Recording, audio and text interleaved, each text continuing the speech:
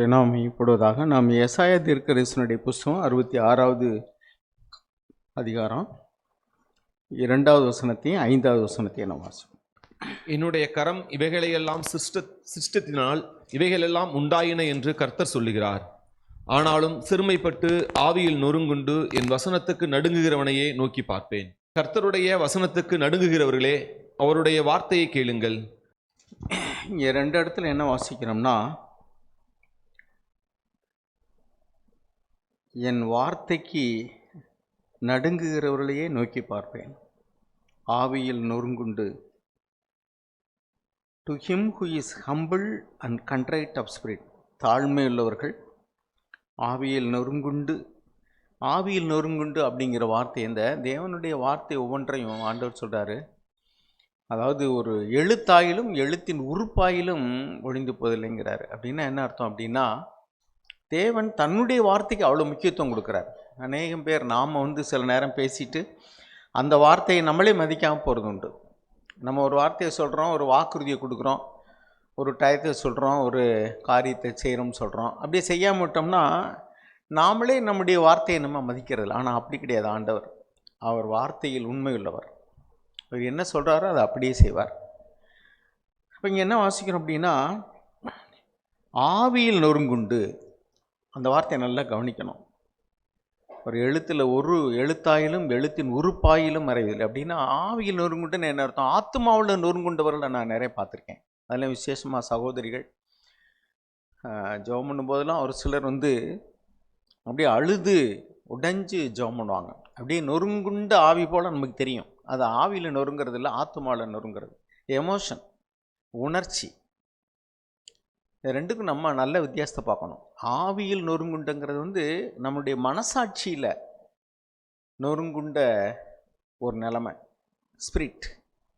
ஆத்மா அப்படின்னா உணர்ச்சிகளில். சில நேரம் பார்த்திங்கன்னா புகழ்ச்சியை கேட்கும்போது கூட அழுவாங்க. உணர்ச்சி அதல்ல. ஆவியில் நொறுங்குண்டு என் வார்த்தைக்கு நடுங்குகிறவனையை நோக்கி பார்ப்பேன். பாருங்கள், தேவனுடைய வார்த்தையை கேட்கும்போது ஒவ்வொருவருடைய மனோபாவங்களும் வித்தியாசமாக இருக்குது. வார்த்தையை கேட்குறவங்க சில நேரம் வார்த்தையை கேட்க விரும்பாதவர்களே உண்டு. சில வார்த்தையை கேட்டு அதை அசட்டை பண்ணுகிறவர்கள் உண்டு. கேட்பாங்க, ஆனால் அந்த வார்த்தை குறித்து ஒன்றுமே அக்கறைப்பட மாட்டா அப்படின்னு தூக்கி போட்டுருவாங்க. ஒரு சிலர் வார்த்தை கேட்டு பயப்படுவாங்க, ஆனால் கீழ்ப்படிய மாட்டாங்க.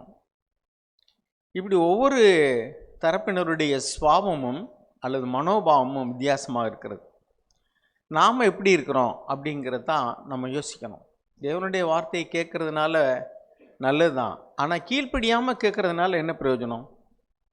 ஆண்டவர் என்ன சொல்கிறார்? என் வார்த்தைக்கு நடுங்கிறவனேன்னா சும்மா கேட்டு நடுங்கிட்டு போகிறதில்ல. அப்படின்னா யாக்கோபனுடைய புஸ்தகத்தில் எழுதியிருக்கு சாத்தானை குறித்து.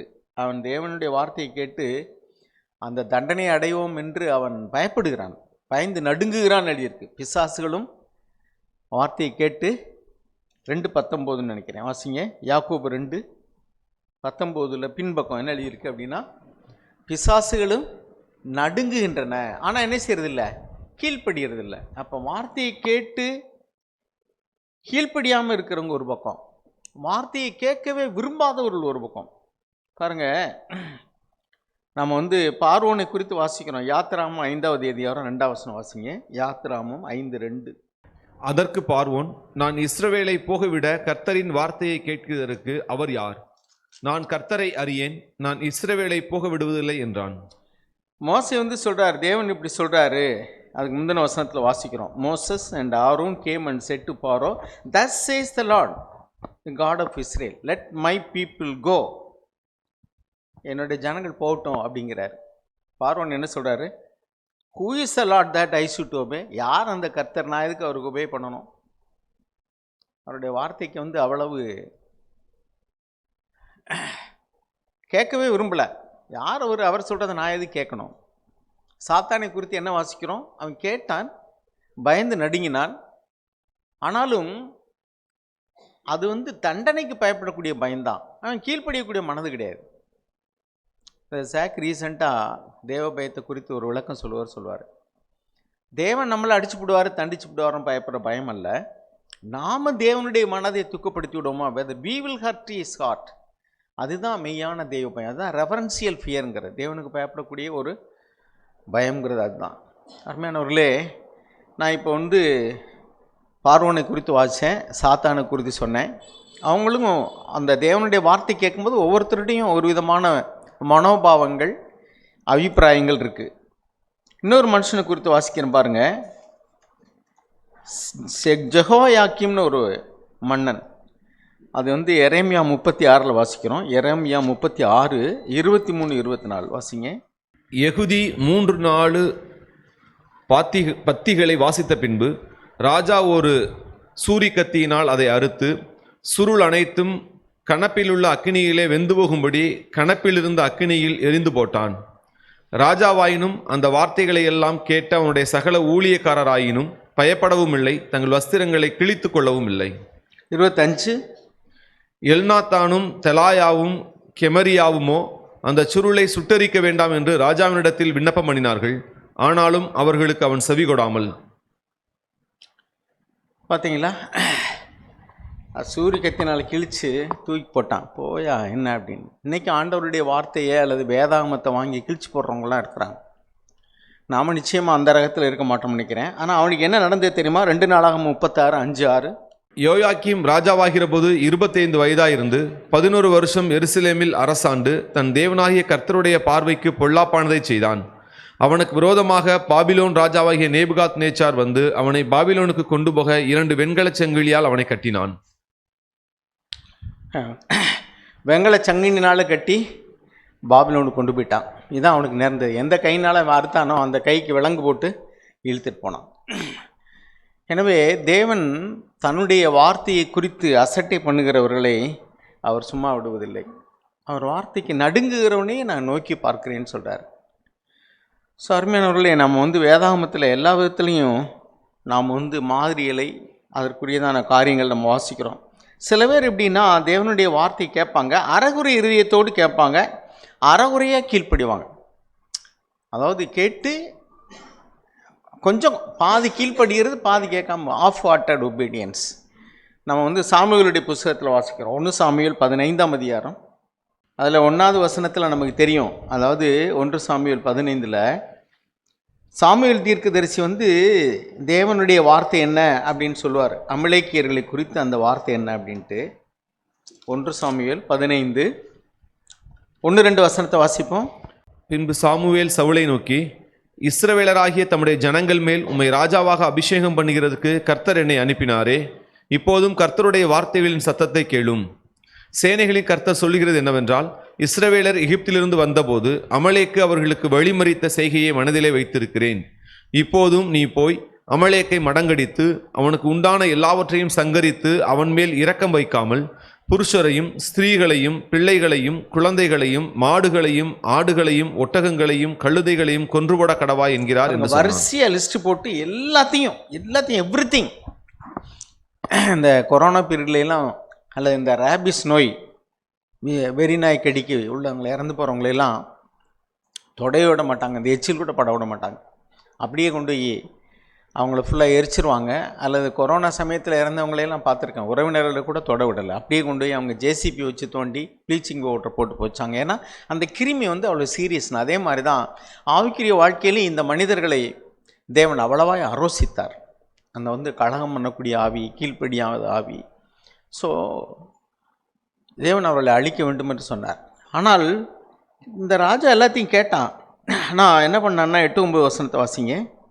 அமலேக்கியரின் ராஜாவாகிய ஆகாகை உயிரோடே பிடித்தான். ஜனங்கள் யாவரையும் பட்டய கருக்கினாலே சங்காரம் பண்ணினான். சவுலும் ஜனங்களும் ஆகாகையும் ஆடு மாடுகளில் முதல் தரமானவைகளையும் 2ஆம் தரமானவைகளையும் ஆட்டுக்குட்டிகளையும் நலமான எல்லாவற்றையும் அழித்து போட மனதில்லாமல் தப்ப வைத்து அற்பமானவைகளும் உதவாதவைகளுமான சகல வஸ்துக்களை முற்றிலும் அழித்து போட்டார்கள். எப்படி இருக்கு பார்த்தீங்களா? எதை அழிக்கணும்னு சொல்லி தேவன் சொன்னாரோ அதில் முதல் தரமானதை வச்சுக்கிட்டாங்க கறி சாப்பிட்றதுக்கு. அந்த ராஜாவை தப்ப விட்டுட்டான், மீதி எல்லாத்தையும் அழிச்சு போட்டான். Partial obedience, of wateriness. தேவன் என்ன சொன்னார் அப்படின்னா, அவனை ராஜாவாக்கினதுக்காக நான் வருத்தப்பட்டேன் அப்படின்னு சொல்கிறாரு. And Samuel was distressed. அந்த வார்த்தையை கேட்ட உடனே சாமுவேல் வந்து இரவு புறம் தூங்காமல் அழுகிறார். அதை வந்து நம்ம 11ஆம் வசனத்தில் வாசிக்கிறோம். I regret that I have made Saul king, for he has turned back from following me. 11ஆம் வசனம், நான் சவுலை ராஜாவாக்கினது எனக்கு மனஸ்தாபமாக இருக்கிறது, அவன் என்னை விட்டு திரும்பி என் வார்த்தைகளை நிறைவேற்றாமல் போனான் என்றார். அப்பொழுது சாமுவேல் மனம் நொந்து இரா முழுதும் கர்த்தரை நோக்கி கூப்பிட்டான். ஆனால் 13ஆவது வசனத்தில் பாருங்கள், அந்த சவுலுக்கு அந்த உணர்வு கிடையாது. 13ஆம் வசனம் வாசிங்க. சாமுவேல் சவுலினிடத்தில் போனான். சவுல் அவனை நோக்கி, நீ கர்த்தரால் ஆசீர்வதிக்கப்பட்டவர், கர்த்தருடைய வார்த்தையை நிறைவேற்றினேன் என்றான். பார்த்தீங்களா, அவனுக்கு வந்து பாதி நிறைவேற்றும் பொழுது எல்லாத்தையுமே நிறைவேற்றுறது போன்ற எண்ணமே இருந்தது. அவன் என்ன சொல்கிறான்னாக்கும், கர்த்தருடைய வார்த்தையை நான் நிறைவேற்றிட்டேங்கிறான். அவனுக்கு குற்ற உணர்வே கிடையாது. அவன் செஞ்சதெல்லாம் ரைட்டுன்னு நினச்சிட்டு இருக்கான். 14ஆம் வசனம், அதற்கு சாமுவேல், அப்படியானால் என் காதுகளில் விழுகிற ஆடுகளின் சத்தமும் எனக்கு கேட்கிற மாடுகளின் சத்தமும் என்ன என்றான். அடுத்து, அதற்கு சவுல், அமலேக்கியரிடமிருந்து அவைகளை கொண்டு வந்தார்கள். ஜனங்கள் ஆடு மாடுகளில் நலமானவைகளை உம்முடைய தேவனாகிய கர்த்தருக்கு பலியிடும்படிக்கு தப்ப வைத்தார்கள், மற்றவைகளை முற்றிலும் அழித்து போட்டோம் என்றான். அவனை குறித்து தேவன் சொன்ன வார்த்தையை சாமுவேல் சொல்றாரு. 22ஆம் வசனம், அதற்கு சாமுவேல், கர்த்தருடைய சத்தத்திற்கு கீழ்ப்படுகிறதை பார்க்கிலும் சர்வாங்க தகனங்களும் பலிகளும் கர்த்தருக்கு பிரியமாயிருக்குமோ? பழியை பார்க்கிலும் கீழ்ப்படிதலும் ஆட்டுக்கடாக்களின் நினத்தை பார்க்கிலும் செவி கொடுத்தலும் உத்தமம். பழியை காட்டிலும் கீழ்ப்படிதல். இதுதான் ஆண்டவர் சொன்னார், என் வார்த்தையை கேட்டு அதன்படி செய்கிறவன் எவனோ அவன் தான் கற்பாறையின் மேலே வீட்டை கட்டின புத்தியுள்ள மனுஷனுக்கு ஒப்பிடுவேன். வார்த்தையை கேட்டும் கீழ்ப்படியாமல் போனவர்கள் புத்தி இல்லாத மனுஷர்கள், அவர்கள் வந்து மணலின் மேலே வீட்டை கட்டினவர்களுக்கு ஒப்பாயம். பாருங்கள், பாண்டிச்சேரியில் இப்போ 2 நாளைக்கு முன்னாடி ஒரு 3 மாடி கட்டடம் புதுசாக கட்டி, நீங்கள் நியூஸ்லாம் பார்த்துருப்பீங்க, புதுசாக கட்டி இன்னும் கிரகப்பிரவேசமே நடத்தலாம்னு யோசிச்சுட்ருக்காங்க. பெயிண்ட்லாம் அடிச்சிருக்காங்க. பக்கத்தில் ஏதோ தோண்டி இருக்கிறாங்க. அப்படியே 3 மாடி கட்டணமும் சீட்டு கட்டு மாதிரி விழுந்து நொறுங்கி போச்சு. புது கட்டணம். அப்படின்னா கீழே அஸ்திபாரம் சரியில்லை, ஃபவுண்டேஷன் சரியில்லை. மண் ஒரு பக்கம் தோண்டின உடனே அப்படியே விழுந்துருச்சு. இப்படி தான் அருமையானவர்களே, அநேகருடைய கிறிஸ்தவ வாழ்க்கை எப்படி இருக்குது அப்படின்னாக்கும், சரியான அஸ்திபாரம் இல்லாமல் கட்டப்பட்டதான ஒரு வாழ்க்கை. அதனால் நம்ம வந்து ஏதாவது ஒரு சின்ன சோதனை வந்த உடனே அப்படியே நம்ம முற்றிலுமாக நம்ம விசுவாச வாழ்க்கையே சரிஞ்சிருது. அதுதான் ஆண்டவர் சொன்னார், மணல் மேல் கட்டப்பட்ட கட்டடம், ஆழமாக தோண்டி அஸ்திபாரம் போடுங்க அப்படின்னு சொன்னார். எனவே நம்ம வந்து ஆண்டவருடைய வார்த்தையை கேட்குறோம், எந்த அளவுக்கு கீழ்ப்படுகிறோம். அதே சமயத்தில் வேதத்தில் நல்ல சில வார்த்தைகளையும் நாம் வந்து நல்ல சில மனிதர்களுடைய உதாரணங்களையும் பார்க்குறோம். நோவாவை குறித்து நம்ம வாசிக்கிறோம். பாருங்கள், ஆதியாகமம் 6ஆம் அதிகாரம் 22ஆவது வசனம். நோவா அப்படியே செய்தான், தேவன் தனக்கு கட்டளையிட்டபடியெல்லாம் அவன் செய்து முடித்தான். பாருங்க, according to all that God had commanded him. அந்த வார்த்தை அவன் கட்டளையிட்டபடி எல்லாம் செய்தான். அதே மாதிரி 7ஆவது அதிகாரம் 5ஆவது வசனம், நோவா தனக்கு கர்த்தர் கட்டளையிட்டபடி எல்லாம் செய்தான். ஆக நோவாவை தேவன் அவனையும் அவனுடைய குடும்பத்தாரையும் அவனுக்காக ஒரு பேழை உண்டு பண்ணி அதை ரட்சித்தார்னு வாசிக்கிறோம். அப்போ தேவனுடைய வார்த்தையின்படி செய்கிறவர்களுக்கு தேவன் எவ்வளவு இரக்கம் பாராட்டு. அதான் எழுதியிருக்கேன், என் வார்த்தைக்கு நடுங்குறவனே நோக்கி பார்ப்பேன் எழுதியிருக்கேன். All that he commanded. அதே மாதிரி தான் மோசையும் குறித்து வாசிக்கிறோம். அந்த கூடாரம், ஆசரிப்பு கூடாரம், அதெல்லாம் கட்டும்போது ரொம்ப நுணுக்கமாக சொல்லப்பட்டிருக்கும். நீளம், அகலம், உயரம், அது ஆட்டுத்தோல், இன்ன கலரு, அப்படிலாம் போட்டிருக்கோம். எல்லாவற்றுக்கும் அப்படியே கீழ்ப்படிந்தான்னு எழுதியிருக்கோம். அவன் கீழ்ப்படியாமல் போன பகுதியும் உண்டு. ஆனாலும் அவன் கீழ்ப்படிய வேண்டுமென்று தீர்மானம் பண்ணி எல்லாவற்றையும் செஞ்சான். சில நேரத்தில் அவன் வந்து தோற்று போய்விட்டான். நம்முடைய வாழ்க்கையிலும் கூட நம்ம ஆண்டவருடைய வார்த்தைக்கு முழுவதுமாக கீழ்ப்படியும்னு நினச்சி பிரயாசப்படுறோம். சில நேரம் தோற்று போயிட முடியும். உடனே நம்ம அறிக்கையிட்டு மனம் திரும்பினோம்னா தேவன் நமக்கு மன்னிக்கிறதுக்கு உண்மையுள்ளவராக இருக்கிறார். ஏன்னா அவர் தண்டிக்கிறதுக்காக நம்மளை அழைக்கலை, நம்மளை திருத்திருக்காக தான் தேவன் அழைக்கிறார். இன்னும் அருமையானவர்களே, இந்த வேலையிலும் கூட நாம் வந்து ஆண்டவருடைய வார்த்தையை கேட்டு அசட்டை பண்ணணும்னு நினைக்கல, கீழ்ப்படியக்கூடாதுன்னு நினைக்கல. சில நேரங்களில் பகுதியாக கீழ்ப்படுகிறோம், சில நேரம் அந்த வார்த்தைகளை சீரியஸாக எடுக்கிறது இல்லை. இன்றைக்கி பாருங்கள், இன்றைக்கி யோனா போய் வந்து பிரசங்கம் பண்ணார். இன்னும் 40 நாள் இந்த பட்டணம் என்ன செய்யும்? அழிக்கப்படும். உடனே அந்த நினிவே பட்டணத்தார் அக்கிரமம் செய்கிற மனிதர்கள், அவங்களை குறித்து நீங்கள் நாகுமனுடைய புஸ்தகத்தில் படித்து பார்த்தீங்கன்னா தெரியும். யோனாவை நாகும் சேர்த்து படித்து பாருங்கள். அந்த பட்டணத்தார் அவ்வளோ மோசமான ஆட்கள். அதனால தான் அவங்கள வந்து தேவன் காப்பாற்றின பொழுது யோனாவால் ஜீரணிக்க முடியலை. அவங்கெல்லாம் அழியணும் அப்படின்னு ஒரு உள்ளுக்குள்ள மனசு இருந்தது அவருக்கு. அவங்க திருந்துறணுங்கிற எண்ணமே அவர் கிடையாது. அவங்களுக்கு சுவிசேஷம் சொல்லணுங்கிற எண்ணம் கூட அவர் கிடையாது. ஏன்னா அந்தளவுக்கு வந்து அவங்க வந்து ரொம்ப மோசமான ஆட்கள், அரரோகன்ட் பீப்புள். ஆனால் தேவனுடைய வார்த்தையை கேட்ட உடனே அப்படியே விசுவாசிக்கிறாங்க, நடுங்கிறாங்க. உடனே எல்லாருக்கும் ஃபாஸ்டிங் ப்ரேயர் பாருங்கள், ஃபாஸ்டிங் அனௌன்ஸ் பண்ணி உடனே வந்து எல்லாரும் மனம் திரும்புகிறாங்க. தேவன் உடனே அவங்கள காப்பாற்றுறார். என் வார்த்தைக்கு நடுங்குகிறவனையே நோக்கி பார்ப்பேன். எவ்வளவு ஆண்டவர் உண்மையில் இருப்பாருங்க. அதே மாதிரி 2 நாளாகமும் 20வது அதிகாரம், 2 நாளாகமும் 20வது அதிகாரத்தில் அங்கே ஒரு ராஜாவை குறித்து வாசிக்கிறோம். அவன் பாருங்க தேவனுடைய வார்த்தையின் மேலே எவ்வளவு நம்பிக்கையாக இருந்து ஜெபிக்கிறான்னு பாருங்க. அவனுக்கு விரோதமாக வந்து நிறைய ராஜாக்கள் கூட்டம் கூடிக்கிட்டாங்க. 2 நாளாகமும் 20வது அதிகாரம் 1வது வசனத்தை வாசிங்க. இதற்கு பின்பு மோவாப் புத்திரரும் அம்மோன் புத்திரரும் அவர்களுடைய அம்மோனியருக்கு அப்புறத்தில் உள்ள மனுஷரும் கூட யோசபாத்திற்கு விரோதமாய் யுத்தம் பண்ண வந்தார்கள். சிலர் வந்து யோசபாத்தை நோக்கி, உமக்கு விரோதமாய் ஏராளமான ஜனங்கள் கடலுக்கு அக்கறையில் இருக்கிற சீரியாவிலிருந்து வருகிறார்கள். இதோ அவர்கள் எங்கேதியாகிய ஆசாசோன் தாமாரில் இருக்கிறார்கள் என்று அறிவித்தார்கள். அப்பொழுது யோசபாத் பயந்து கர்த்தரை தேடுவதற்கு ஒருமுகப்பட்டு யூதாவெங்கும் உபவாசத்தை கூறுவித்தான். அப்படியே யூதா ஜனங்கள் கர்த்தரிடத்திலே சகாயம் தேட கூடினார்கள். யூதாவில் உள்ள எல்லா பட்டணங்களிலும் இருந்து அவர்கள் கர்த்தரை தேட வந்தார்கள். அப்பொழுது யோசபாத் கர்த்தருடைய ஆலயத்திலே புது பிரகாரத்து முகப்பிலே யூதா ஜனங்களும் எருசலேமியரும் கூடின சபையிலே நின்று, எங்கள் பிதாக்களின் தேவனாகிய கர்த்தாவே, பரலோகத்தில் இருக்கிற நீர் அல்லவோ தேவன், தேவரீர் ஜாதிகளுடைய ராஜ்யங்களை எல்லாம் ஆளுகிறவர், உம்முடைய கரத்திலே வல்லமையும் பராக்கிரமும் இருக்கிறது, ஒருவரும் உம்மோடு எதிர்த்து நிற்கக்கூடாது. எங்கள் தேவனாகிய நீர் உம்முடைய ஜனமாய் இஸ்ரவேலுக்கு முன்பாக இந்த தேசத்து குடிகளை துரத்திவிட்டு இதை உம்முடைய சிநேகிதனாகிய ஆபிரகாமுடைய சந்ததிக்கு என்றென்றைக்கும் என்று கொடுக்கவில்லையா?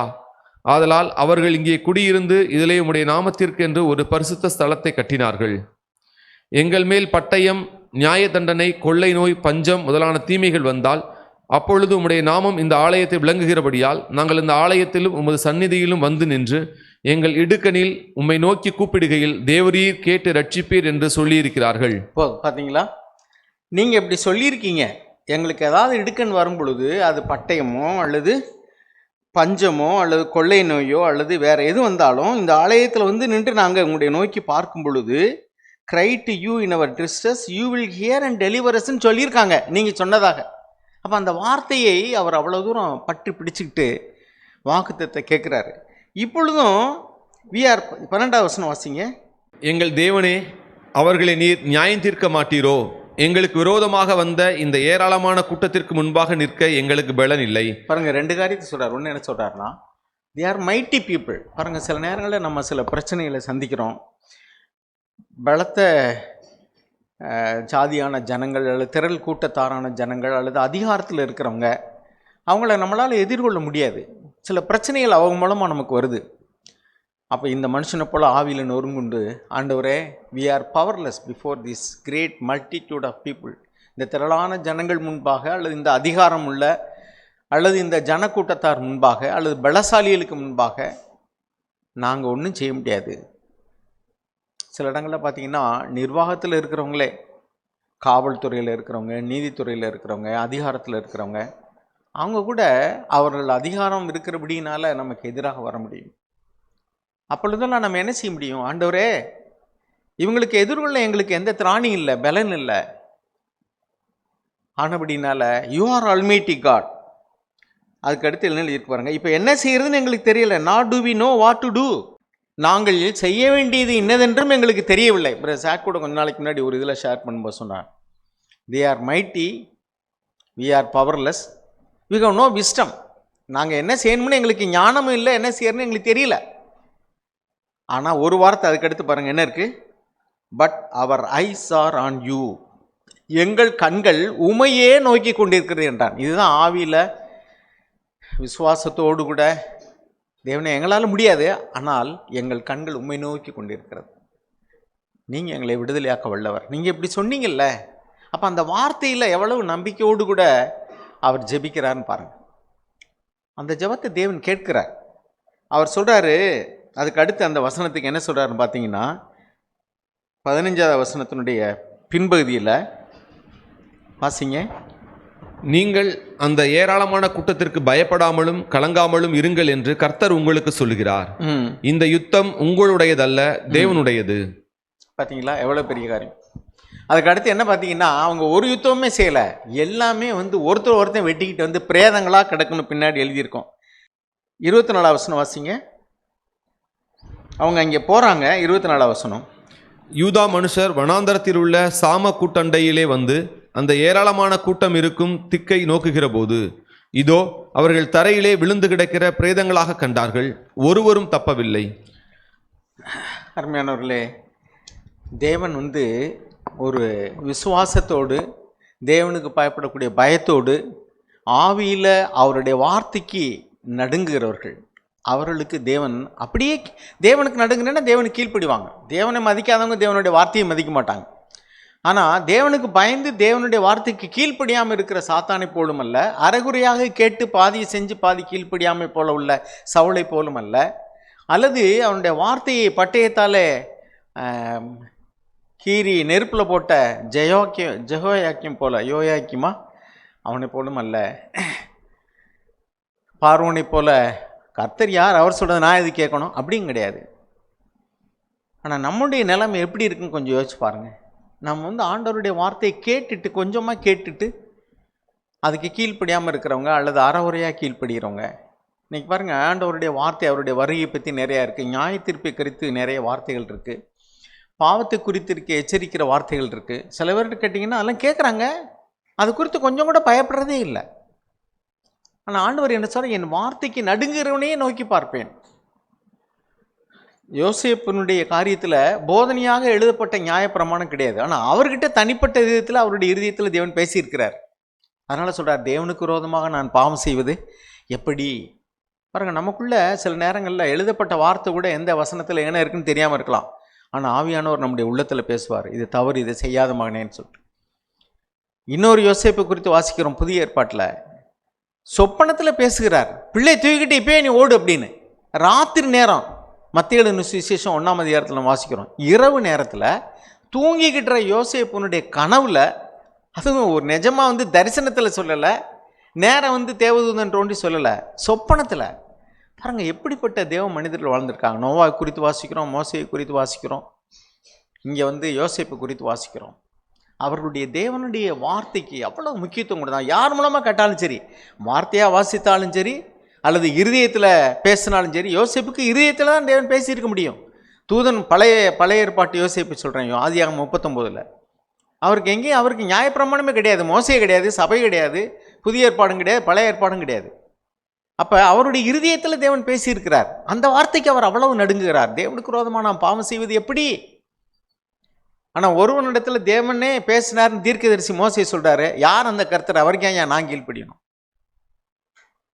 நாம் அப்படி துணிகரமாக பேசுகிறவர்கள் கிடையாது. ஆனால் கேட்டுட்டு அந்த சவுளை போல் பாதி கீழ்ப்படிஞ்சு அறகுறையாக கீழ்ப்படியாமல் இருக்கிறவர்களாக இருக்க முடியும். ஆனால் தேவன் சொல்கிறார், என் வார்த்தைக்கு நடுங்குகிறவனையே நோக்கி பார்ப்பேன். எஸ்ராவினுடைய புஸ்தகம் 10வது அதிகாரம், எஸ்ரா 10 1ஆம் வசனத்தை வாசிங்க.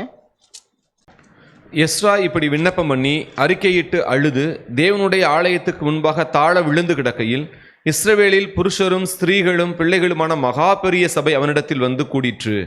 ஜனங்கள் மிகவும் அழுதார்கள். பார்த்தீங்களா, ஜனங்கள் மிகவும் அழுதார்கள். தானியேல் தேவன்கிட்ட போய் பேசுகிறாரு, அந்த ஜனங்கள் செய்த தப்பியத்துக்காக அவர் போய் நாங்கள் பாவம் செய்தோம். அருமையானவர்களே, தேவனுக்கு முன்பாக பயந்து நடுங்குகிறவர்களை தேவன் நோக்கி பார்க்கிறார். I will look up to him those who tremble at my word. என்னுடைய வார்த்தை, நான் இப்பொழுது இந்த வார்த்தை பகிர்ந்து கொள்ளும் பொழுது என்னுடைய இருதயத்தில் சில காரியங்கள் இருக்குது. புதிய ஏற்பாட்டின் காலத்தில் நம்முடைய திருச்சபையில் இருக்கக்கூடிய மக்களே கூட சில வார்த்தைகளை குறித்து நம்ம கவனமீனமாக இருக்கிறோம். சில வார்த்தைகளை குறித்து நான் சமீப காலமாக நம்முடைய சபையில் உள்ள சில ட்ரெண்டுகளை நான் பார்க்குறேன். சில இடத்துல மத்தேயு சுவிசேஷம் 23ஆம் அதிகாரம்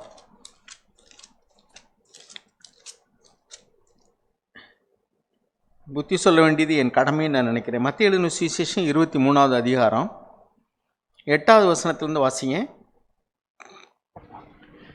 நீங்களோ ரபி என்று அழைக்கப்படாதிருங்கள், கிறிஸ்து ஒருவரே உங்களுக்கு போதகராய் இருக்கிறார், நீங்கள் எல்லாரும் சகோதரராய் இருக்கிறீர்கள். போதும். மற்ற சபையில் வந்து பாஸ்டர்னு சொன்னால் அது தப்புன்னு சொல்கிறோம். நம்ம சபையில் என்ன பாஸ்டர்னு சொல்கிறது இல்லை. ஆண்டவர் என்ன சொல்கிறார்? நீங்கள் போதகர் என்றும் அழைக்கப்படாதீர்கள். அதுக்கு அடுத்து ஒரு வார்த்தை இருக்குது. என்ன எழுதியிருக்கு? யூ ஆர் ஆல், நீங்கள் எல்லாரும்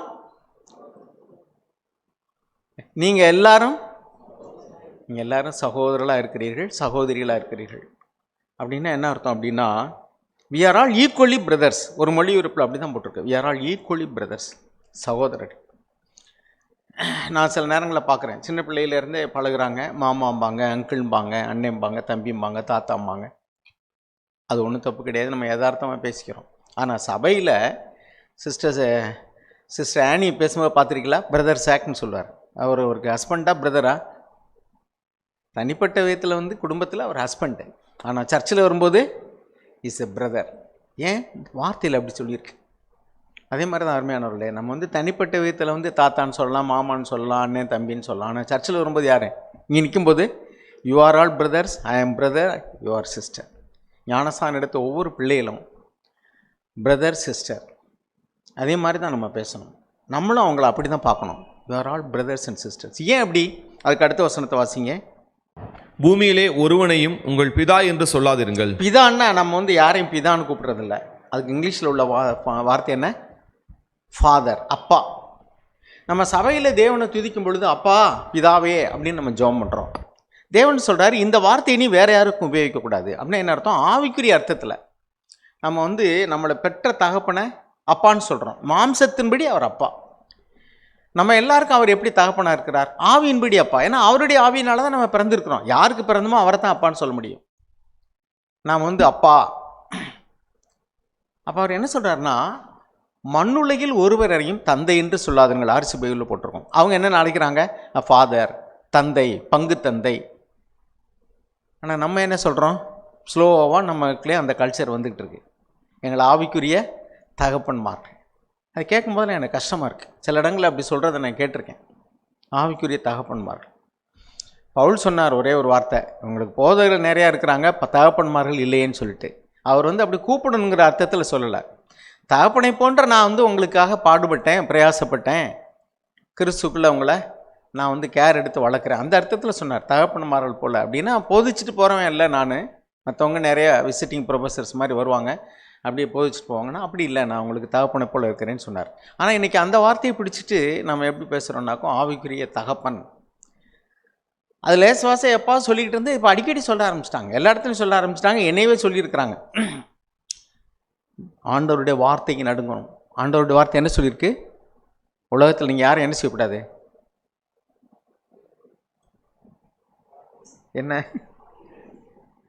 என்ன எழுதியிருக்கீங்க? Do not call anyone on earth.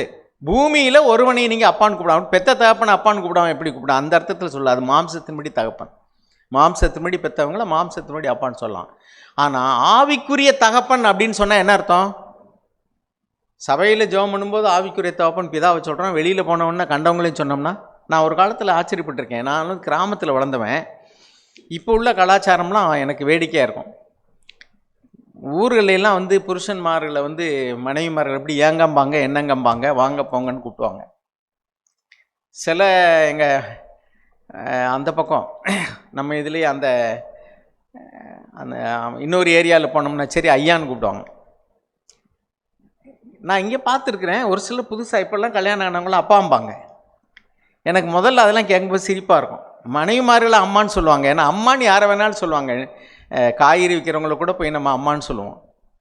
ஏன்னா வயசில் மூத்தவங்களாக இருந்தால் அம்மான்னு சொல்லுவோம் ஒரு மரியாதைக்காக. அக்காம்பாங்க, மாமாம்பாங்க, யாரையும் அப்படி சொல்லிடுவாங்க. அப்பான்னு சொல்ல மாட்டாங்க. ஆனால் இப்போ சர்வசாதாரணமாக வந்து அப்பா அந்த வார்த்தையெல்லாம் இப்போ பழகி போச்சு. யாருக்குமே வந்து அது ஒரு தப்பாக நினைக்கல. மனைவி வந்து புருஷன் அப்பாங்கிறாங்க. மற்ற பிள்ளைகள் கூட மற்றவங்கள போய் அப்பா. ஒரு முறை ஒரு பாப்பா என்கிட்ட சொன்னாப்புல கொஞ்சம் நாளைக்கு முன்னாடி, இப்போ இல்லை அது, நான் உங்களை அப்பான்னு, எனக்கு அப்பா இல்லை அப்படின்னா அப்பா இறந்துட்டார், அம்மா இருக்காங்க, நான் உங்களை அப்பான்னு கூப்பிடலாமா அப்படின்னு சொல்லிட்டு. எனக்கு வேடிக்கையாக இருந்துச்சு. அப்பா இறந்துட்டாருங்கிறக்கா ஒருத்தர் அப்பா வளர்த்தவங்கள அப்பான்னு கூப்பிட்றோம், அது வேற. எதுக்கு சொல்ல வரேன்னா, இப்படி ஒரு கேஷுவல் ஆட்டிடியூட் வந்ததுனால இப்போ ஆவிக்குரிய சபைகள்லையும் கூட சகோதரர்கள் வந்து ஆவிக்குரிய தகப்பனே வந்து மூப்பர்களே சொல்கிறாங்க, என் வார்த்தைக்கு நடுங்கருவனே நோக்கி பார்ப்பேன். மற்ற வார்த்தையெல்லாம் பரவாயில்லப்பா, இந்த வார்த்தையை நான் கண்டுக்கிட மாட்டேன்னு தேவன் சொல்லுவாரா? எப்போ ஒரு நேரம் ஒரு இதாக சொல்லிட்டோம்னு சொன்னால் அதை வந்து நம்ம எடுத்துக்க வேண்டியதில்லை. ஆனால் நாம் வந்து கேஷுவலாகவே வந்து ஆவிக்குரிய தகப்பன்னு வந்து யாரையும் சொல்லக்கூடாது. ஏன்னா இங்கே அப்படி இருக்குது, பூமியிலே ஒருவனையும் உங்கள் தகப்பன்னு சொல்லக்கூடாதுன்னா அது எவ்வளோ சீரியஸான வார்த்தை. நாம் வந்து அதை ஏன் சீரியஸாக எடுக்கிறது இல்லை? அதே மாதிரி அடுத்த வார்த்தை என்ன எழுதியிருப்பாருங்க, நீங்கள் குருக்கள் என்றும் அழைக்கப்படாதிருங்கள், கிறிஸ்து ஒருவரே உங்களுக்கு குருவாயிருக்கிறார். அது ஆர்சியில் குருங்குறாங்க, இங்கே ஆங்கிலத்தில் போட்டிருக்கு to not be called leaders for one is your leader. Leader அப்படின்னா தலைவன். நம்ம வந்து கூப்பிடும்போது எல்டர் சில இடங்களில் சொல்லுவாங்க, நம்ம மூத்த சகோதரன் அப்படி சகோதரன் சொன்னாலே போதும். அது என்ன மூத்த சகோதரர் இளைய சகோதரன் சொன்னால் தான் தெரியுமா என்ன? அது கூட நம்ம அப்படி சும்மா சகோதரர், நம்முடைய சகோதரர், சரி நம்ம சபையில் பொறுப்பாக இருக்கிற சொல்லணுங்கிறக்கா ஒரு வேளை மூத்த சகோதரனா பரவாயில்ல. பட் அப்படி வந்து அந்த வார்த்தைகளை உச்சரிக்கும் போது நமக்குள்ள ஒரு பயம் வரணும். இது தேவனுடைய வார்த்தைகள் இப்படி இருக்கே, இப்படி எழுதி இருக்கிறதே. ஆண்டவர்கிட்ட போய் சில பேர் வந்து கேட்பாங்க, இதை நாங்கள் என்ன செய்ய? மோசேயுடைய ஆகமத்தில் கல்லால் எறிந்து கொள்ளணும்னு எழுதியிருக்கு. அது மாதிரி ஒரு சில இடங்களில் வந்து என்ன செய்ய? தள்ளிவிடலாம்னு எழுதியிருக்கு. இப்படி வேதத்தில் என்ன எழுதியிருக்கு அப்படின்னு உடனே அவர் கேட்பார், நியாயப்பிரமாணம் என்ன சொல்லுகிறதுன்னு கேட்பார். அப்படின்னு என்ன அர்த்தம்? வார்த்தை என்ன சொல்லுகிறது? அருமையானவர்களே, அநேக நேரங்களில் நம்ம வார்த்தையில் வாசிக்கிறோம், பட் வந்து அதை உயிரோட்டம் உள்ளதான் நம்ம பார்க்குறதே இல்லை. இதெல்லாம் அவ்வளவு சீரியஸான விஷயம் கிடையாது. அது கொளுத்த ஆடு மாடு, அது வந்து தேவனுக்கு பழி செலுத்துறதுக்காக விட்டுருவோம். ராஜா அவனை விட்டுருவோம், பாவம் ஏன் மாதிரி ஒருத்தன். மற்றவங்கெல்லாம் அடித்து நொறுக்கு எல்லாத்தையும். இப்படியா? No. Partial obedience is disobedience. உலகத்தில் சொல்லுவாங்க டிலேடு ஜஸ்டிஸ் டினைடும்பாங்க. அதாவது தாமதமாக கிடைக்கக்கூடிய நீதி மறுக்கப்பட்ட நீதிம்பாங்க. அதே மாதிரி தான் பார்சியல் ஒபீடியன்ஸ், அரக்கனர் தாண்டது மாதிரி. அருமையானவர்களே, நான் ஒரு உதாரணத்துக்காக இந்த காரியங்களை சொன்னேன். ஏன்னா இப்பொழுது சமீப காலமாக இது மாதிரியான ஒரு டெண்டன்சி வந்து நம்முடைய சபைகள்லையும் வளர்ந்துக்கிட்டு இருக்கு. கடைசியாக நான் ஒரு வசனத்தை வாட்சி முடிக்கிறேன். வேண்டாம், நமக்கு வந்து தெளிவாக வார்த்தை இருக்கும்போது இதில் என்ன நம்ம, அதாவது சாக் தான் சொல்லுவார், சகோதரன் அப்படின்னு சொல்லும் போனால் இயேசு கிறிஸ்துவுக்கு நான் சகோதரன். இதை விட உலகத்தில் பெரிய பட்டம் என்னங்க இருக்க முடியும்? 1 யோவான் 3ஆம் அதிகாரத்தில் வாசிக்கிறோம், பிதாவாகிய தேவன் வந்து நம்மளை பிள்ளைகள் என்று அழைக்கிறதுனால தேவன் நமக்கு பாராட்டின அன்பு எவ்வளோ பெரியதுன்னு பாருங்க. தேவன் வந்து நம்மளை பிள்ளைன்னு சொல்கிறத விட பெரிய பட்டம் என்ன இருக்க முடியும்? அது டாக்டராக இருக்கட்டும், சிலவர் ரெவரண்ட், பிஷப்பு, டாக்டர், லீடரு, குரு, தந்தை, ஆவிக்குரிய தகப்பன், மூப்பர், சீனியர் எல்டரு, இதெல்லாம் குப்பைங்க. ஒரே ஒரு வார்த்தைக்கு உள்ள மதிப்பு அதுக்கெல்லாம் கிடையாது. இயேசுவுக்கு சகோதரன். இயேசு வந்து என்னை சகோதரன் சொல்கிறாரு. தேவனுடைய குமாரன், ரட்சகர், அவர் வந்து என்னை சகோதரங்கிறார், நான் அவரை சகோதரன் சொல்கிறேன். நாம் எல்லாரும் அவருக்கு சகோதரர்னு அவரே சொல்ல சொல்கிறார். You are all equally brothers. நம்ம எல்லாருமே பிரதர்ன்னு சொல்லும்போது நீங்கள் இயேசுவுக்கு சகோதரன், நான் இயேசுவுக்கு சகோதரன். உங்களுக்கும் எனக்கும் இயேசுவுக்கும் அப்பா ஒருத்தர் தான், ஃபாதர், ஹெவன்லி ஃபாதர். எனவே அருமையானவர்களே, கடைசியாக ஒரு வசனத்தை வாசிப்போம். எரேமியா 5:22, அதில் முன்பகுதியை மட்டும் வாசிங்க. எரேமியா 5:22. சிலர் வந்து எப்படின்னா மனுஷருடைய வார்த்தைக்கு மதிப்பளிக்கிற அளவுக்கு கூட தேவனுடைய வார்த்தைக்கு மதிப்பு கொடுக்கறதில்ல. எனக்கு பயப்படாதிருப்பீர்களோ என்று கர்த்தர் சொல்லுகிறார். பாருங்க, தேவன் வந்து அநேக வார்த்தைகளை கொடுத்திருக்கிறார், கட்டளைகளை கொடுத்திருக்கிறார், எச்சரிக்கைகளை கொடுத்திருக்கிறார். நியாய தீர்ப்பை குறித்து, உலகத்தினுடைய முடிவை குறித்து, வரப்போகிறதான காரியங்களை குறித்து நம்ம கீழ்ப்படிய வேண்டிய வசனங்களை தெளிவாய் கொடுத்திருக்கிறார். ஒரு ஸ்ரீ எச்சியோடு பார்க்கிறவனும் தன் இதயத்தில் உபச்சாரம் செய்தாயிட்டனா எத்தனை பேர் இந்த வார்த்தைகளை சீரியஸாக எடுத்துக்கிறோம்? ஒரு ஆணை தன் இருதயத்தில் எச்சியோடு பார்க்கிற எவளும் தன் இதயத்தில் உபச்சாரம் செய்ய, அப்படிதான். ஆணுக்கு மட்டும்தான், பெண்ணுக்கு இல்லைன்னு கிடையாது. இப்படி தான் ஒவ்வொரு வார்த்தையும் சீரியஸாக எடுத்துக்கொண்டு, ஐயோ ஆண்டவரே உங்களுடைய வார்த்தைகள் இப்படி சொல்லுகிறதே, யோசிப்பை போல தேவனுக்கு விரோதமாக நான் எப்படி பாவம் செய்யறது? அந்த வார்த்தைகளை சொல்லும்போது ஒருவேளை கேர்லெஸ்ஸாக சொல்லிட்டோம்னா, ஐயோ தேவனுடைய வார்த்தைகள் இப்படி எழுதியிருக்கேன், நம்ம மாற்றி பேசுகிறோமே. சில பேர் வார்த்தைகளை வந்து செவ்வாய் இழுத்து கூட்டி குறைச்சி நம்ம ஒன்று வந்து ஒரு கருத்தை மனசில் நினச்சிக்கிறது, அதுக்கு சாதகமான வார்த்தையை போய் நம்ம பார்க்குறதுனோ. தேவனுடைய வார்த்தையை தான் நம்ம எடுத்து பேசணும், அதை தியானிக்கணுமே ஒழிய நம்முடைய கருத்துக்களுக்கு ஏற்றாற்போல வசனத்தை தேடக்கூடாது. அதே மாதிரி ஒரு வசனத்துக்கு இன்னொரு வசனத்துக்கு இடையில என்ன நடந்ததுன்னு தெரியலன்னா, நான் இப்படி நினைக்கிறேன்னு சொல்லலாம், இப்படி தான் நடந்துச்சுன்னு சொல்லக்கூடாது. அப்படி சொன்னோம்னா நம்ம துணிகரமாக பேசுகிறோம், தேவனுடைய வார்த்தையை கனவீனம் பண்ணுறோம். எனவே அருமையானவர்களே, தேவனுடைய ஒவ்வொரு வார்த்தையும் நம்ம வந்து சீரியஸாக எடுத்துக்கொள்ளணும். ஒருவேளை தவறிட்டோம்னா மனம் திரும்பிடுவோம். தேவன் நம்மளை தண்டிக்கிறக்கா சொல்ல, அவர் நமக்கு வந்து ஒரு தகப்பனை போல நேசிக்கிறபடினால, நாம் இன்னும் ஜீவனோடு சபையில் இருக்கிறபடினால நாம் வந்து திருந்தும்படிக்கு தேவன் பேசுகிறார். ஒவ்வொரு வார்த்தையும் யாரெல்லாம் இருதயத்தில் வெளியில் நடுங்கிறது போல காமிக்கிறது இல்லை. சில பேர் பார்த்தீங்கன்னா வெளியில் நடிப்பாங்க, சாத்தான் நடுங்கிறது போல. உள்ளுக்குள்ள உள்ளான ஆவியில் அங்கே அப்படி தான் தெளிவாக எழுதியிருக்கு. என்னுடைய வார்த்தைக்கு ஆவியில் தன்னை தாழ்த்தி நொறுங்குண்ட ஆவியில் எனக்கு நடுங்கிறவனையே நோக்கி பார்ப்பேன். தேவன் நம் கண்களை திறந்தல்வராக. ஆமென். தேவன் நம்மோடு பேசின அந்த வார்த்தை நம்முடைய இருதயத்தில் எப்பொழுதும் அது கிரியை செய்ய வேண்டும். ஆவியில் நம்ம நொறுங்கி வரும்போது தான் தேவன் நம்மை அரவணைக்கிறார். ஆவி உடையாத பட்சத்தில் தேவனுடைய பிரசன்னத்தை நாம் உணர முடியாது. தேவன் நம்மை நடத்தவும் முடியாது. நம்முடைய ஆவி தான் அவர் வாசம் பண்ணுகிற பரிசுத்த ஸ்தலமாக இருக்கிறது. பிரதர் பேசும்போது அரைகுறையாக நம்ம கேட்குறவங்களா இருக்கிறோம், அரைகுறையாக கேட்குறவங்களா இருக்கிறோம். அதனால் நம்ம ஆண்டவருடைய வார்த்தையை சரியாக நம்ம என்ன செய்ய மாட்டேங்கிறோம், கீழ்ப்படிய மாட்டேங்கிறோம். கொஞ்சம் கீழ்ப்படிஞ்சது மாதிரி ஒரு முடிவுக்கு நம்ம வந்துடும் அப்படின்னு சொன்னாங்க. அது அந்த முள்ளுள்ள இடங்களில் விதைக்கப்பட்ட நிலைமை. அது அப்படி தான் நம்ம பார்க்குறோம்.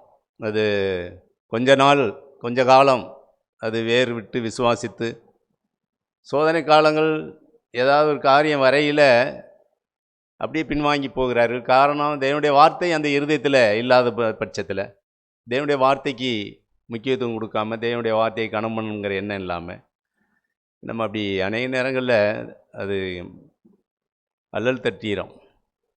எரேமியாவில் நம்ம வாசிக்கிறோம், முகத்தை அல்ல முதுகையை எனக்கு காட்டினார்கள் அப்படின்றார். தேவனுடைய வார்த்தை தான் வாழ்க்கையை நான் அடிக்கடி யோசிப்பேன். வீட்டில் நிறையா வசனங்கள் போட்டிருப்பேன் இங்கே. எனக்கு அது ஒவ்வொரு நேரங்களும் அப்படியே அதை பார்க்க எனக்கு அது உற்சாகத்தையும், எனக்கு ஒரு மனம் திரும்புதலையும். அது சிலர் வந்து பார்த்தா என்ன வீடு நிறைய மூடு வசனம் போட்டிருக்கீங்களே அப்படின்ற மாதிரி சொல்லுவாங்க. எனக்கு வந்து அது பைத்தியமாக தெரியுது. எனக்கு வார்த்தை தான் வாழ்க்கை. வார்த்தையிலே நான் வாழ முடியாதுன்றதை நான் விளங்கியிருக்கேன். ஏதாவது ஒரு காரியத்தில் ஆண்டவர் உணர்த்தும் பொழுது அதுக்கு கீழ்ப்படிஞ்சாக வேண்டுமே, கீழ்ப்படியணுமே. அவர் பிரதர் சொன்ன மாதிரி ஆண்டவருடைய இருதயத்தை நான் விசனப்படுத்திடக்கூடாதே, துக்கப்படுத்திடக்கூடாதே. நிறைய நேரங்களில் தவறுகிறேன், அது விழுந்து போகிறேன், அது வேறு விஷயம். ஆனால் தேவன்கிட்ட வரும்படி ஆவியானவர் பேசும்போது அது மறுபடியும் தேவன் புத்தி சொல்லி மனம் திரும்புவதற்கு நடத்துகிறத பார்க்க முடியுது. பிரியமானவர்களே, தேவனுடைய வார்த்தை தான் கடைசி நாளில் நம்மை அவருடைய நியாயத்தீர்ப்பு நாளில் கொண்டு வந்து நிறுத்தும். சபையில் கேட்ட வார்த்தையின்படியே நாம் நியாயந்தீர்க்கப்படுவோம். சபையில் என்ன கேட்டிருக்கிறோங்கிறத குறித்து கடைசி நாளில் நாம் அதற்கு எல்லாவற்றுக்கும் நாம் கணக்கு கொடுக்குறவர்களாக இருக்கிறோம். ஏதோ பயமுறுத்துறேன்னு இல்லை, தேவனுடைய வார்த்தை. அதாவது அந்த வார்த்தையை நீங்கள் அசட்டை பண்ணாதீங்க அப்படிங்கிறார். பாருங்கள், யோவான் 12வது அதிகாரம். தேவன் வந்து நம்மை ரட்சிக்கிற ஆண்டவர். நாம் அப்படி ஒருவேளை வார்த்தையை அசட்டை பண்ணியிருந்தாலும் கூட இந்த நாளில் ஒரு நல்ல தீர்மானத்தோடு கூட, ஆண்டவரே எத்தனை நேரங்களை அசட்டை பண்ணியிருக்கிறேன், மன்னிங்கன்னா மன்னிக்கிறதில்ல, பொறுமையாருன்னா பொறுமையாக இருக்கிறதில்ல, தாழ்மையாருன்னா தாழ்மையாக இருக்கிறதில்ல, விட்டு கொடுனா விட்டு, இந்த இடத்துல அமைதியாயிரு. ஆவியானவர் நம்மகிட்ட எவ்வளோ வார்த்தைகள் அதாவது வசனத்தின் மூலமாக அப்படியே அடுக்கடுக்காக பேசுறது இல்லை. வசனத்தில் ஆவியானவர் கிரியை செய்வார், ஆவியானவர் உணர்த்துவார். அப்போ அந்த உணர்த்துகிற அந்த அந்த ஆண்டோடைய வார்த்தையை மையமாக வச்சு ஆவியானவர் நம்மளோட பேசும்போது உடனே நம்ம அந்த இடத்துல கீழ்ப்படுகிறோமா, அதே முக்கியமாக இருக்குது. பிரியமானவர்களே, இங்கே வாசிக்கிறோம் 12வது அதிகாரத்தில் 46 வாசிக்கிறோம், என்னிடத்தில் விசுவாசமாக இருக்கிற எவனும் இருளில் இராதபடிக்கு நான் உலகத்தில் ஒளியாக வந்தேன். ஒருவன் என் வார்த்தைகளை கேட்டும் விசுவாசியாமல் போனால் அவனை நான் நியாயந்தீர்ப்பதில்லை. நான் உலகத்தை நியாயந்திருக்க வராமல் உலகத்தை ரட்சிக்க வந்தேன். என்னை தள்ளி என் வார்த்தைகளை ஏற்றுக்கொள்ளாதவனை நியாயந்தீர்க்கிறது ஒன்று இருக்கிறது. நான் சொன்ன வசனமே அவனை கடைசி நாளில் நியாயந்தீர்க்கும். தேவனுடைய வார்த்தை தான் கடைசி நாளில் நம்மை நியாயந்தீர்க்குமா. ஆக அந்த ஒரு பயத்தோடு நாம் தேவனுடைய வார்த்தையை எப்பொழுதும் கேட்குறவங்களா இருக்கணும், வேதத்தை வாசிக்கிறவங்களாகவும் இருக்கணும். தேவனுடைய வார்த்தை நான் நியாயத்தீர்ப்பு நாளில் இந்த வார்த்தைக்கு நான் கணக்கு கொடுக்கணும். இப்போ ஒருவரில் அன்பாக இருங்கள். அப்போ அந்த வார்த்தையை நம்ம பார்க்கும்போது ஏதோ அன்பாக இருக்குது அப்படின்னு இல்லை, சட்டை அதே அரைகுறையாக கேட்கும்போது ஒருவருக்கொருவர் ஏதாவது ஒரு கருத்து வேறுபாடு வரையில் அதை மன்னிக்கவும், அவங்கள்ட்ட அதை நேசிக்கவும், அவங்களுடைய குற்றங்களை பெருசாக எடுக்காமையே ஒரு அன்பை வெளிப்படுத்தும் போது, அப்போ அந்த இடத்துல ஒருவருக்கொரு நம்ம அன்பாக இருக்கிறோம்.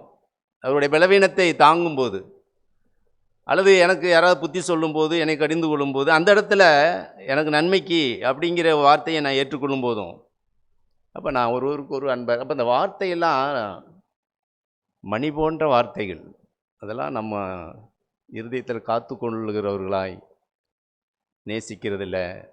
அப்படி நாம் பிரயாசப்படுவோம். அந்த வசனத்தை கேட்கும்போது நமக்குள்ள ஒரு நடுக்கம்னா பிறகு சொன்னாங்க அப்படியே ஐயோ அப்படி இல்லை, அன்பில் தேவனுடைய இருதயம் துக்கப்படுமே, தேவனுடைய இருதயம் துக்கப்படுமே அப்படின்ற அந்த வேதனையோடு அதாவது ஆவியை பரிசுத்த ஆவியை துக்கப்படுத்தாதீர்கள். பரிசுத்த ஆவியானவர் துக்கப்படுவார் நான் இப்படி செய்யும்போது, கீழ்ப்படியாத பொழுது, முரட்டாட்டம் பண்ணும்போது. யோனா கூறிய காரியத்தை கேட்டோம். அதாவது அதில் நம்ம வாசித்தோம்னா ரொம்ப விசித்திரமாக இருக்குது அந்த சம்பவங்களை பார்த்தா. அதாவது காற்றுக்கு கட்டளையிடுகிறாரு தேவன், அது பெரும் காற்று வருது. ஒரு ஆமணக்கு செடிக்கு கட்டளையிடுகிறாரு, அது புஷ்ஷுன்னு வளருது. ஒரு பூச்சிக்கு கட்டளையிடுகிறாரு, அந்த இலையை அரிச்சு போடுது. ஒரு மீனுக்கு கட்டளையிடுகிறாரு, அது உடனே யோனாவை முழுங்குது. அப்புறம் கட்டளையிடுகிறாரு, அது வெளியே தள்ளி விடுது. பாருங்கள், இந்த இயற்கையெல்லாம் அப்படியே சொல்ல கட்டளையிடுது. ஆனால் இந்த மனுஷன், அந்த யோனா மாத்திரம் தேவனுடைய வார்த்தையை தூக்கி பின்னாடி போட்டுட்டு, ஆண்டவர் சொன்ன வார்த்தை இந்த இடத்துக்கு போங்கிறார், இந்த இடத்துக்கு போய் இந்த தீர்க்க தரிசனமாக அந்த வார்த்தையை சொல்லுங்கிற, அதுக்கு அவருக்கு என்ன இல்லை, தேவனுடைய வார்த்தையை கனம் பண்ணலை. இது நமக்கு தெரியுது. நாம் தேவன் உன்னை சொல்கிறாருன்னா, ஒரு காரியத்தை உணர்த்தினார்னா, அந்த காரியத்தில் நம்ம சரி, தேவனுடைய வார்த்தை ஒன்று மட்டும் நம்ம தெளிவாக விளங்கிக்கிறணும். தேவன் பேசும்போது நாம் கீழ்ப்படியலைன்னா அடுத்தடுத்து பேசுகிறத அவர் நிறுத்தி விடுவார். தேவன் பேசும்போது, வார்த்தையை உணர்த்தும் போது நாம் உடனுக்குடன் அதை கீழ்ப்படியாத பட்சத்தில், ஒருவேளை விழுகலாம், அது வேற, பலவீனத்தில் நம்ம தவறலாம், கீழ்ப்படியாமல் மறுபடியும் விழுந்து போகலாம். ஆனால் கீழ்ப்படியாத பட்சத்தில் அடுத்தடுத்து தேவன் என்னோட பேசுவாருங்கிறத எதிர்பார்க்க முடியாது. எவ்வளோ பிரசங்கம் கேட்டாலும் அது நமக்கு மந்தமாகவே இருக்கும், அது ஒரு கதை மாதிரியே இருக்கும். அது நம்முடைய இருதயத்துக்குள்ளே ஆவியில் போய் அது டச் பண்ணவே பண்ணாது. தலை அறிவில் தான் அது வளர்ந்துக்கிட்டே இருக்கும், பெருகிட்டே இருக்கும். அது தேவன் இந்த காரியங்களில் நாம் உணர்வடையும்படி நமக்கு ஆண்டவர் வார்த்தையை தந்திருக்கிறார். நாம் உணர்வடைவோம். தேவனும் என்னோடு கூட பேசியிருக்கிறார். தேவன் ஒரு நாட்களில் எனக்கு அந்த அவருடைய வார்த்தையை இன்னும் அதிகமாய் பயத்தோடு அதை ஏற்றுக்கொண்டு கீழ்ப்படிய, தேவன் பேசும்போது உடனுக்குடன் கீழ்ப்படியக்கூடிய நல்ல இருதயத்தை எனக்கு தருவார்னு விசுவாசிக்கிறேன். ஆமென்.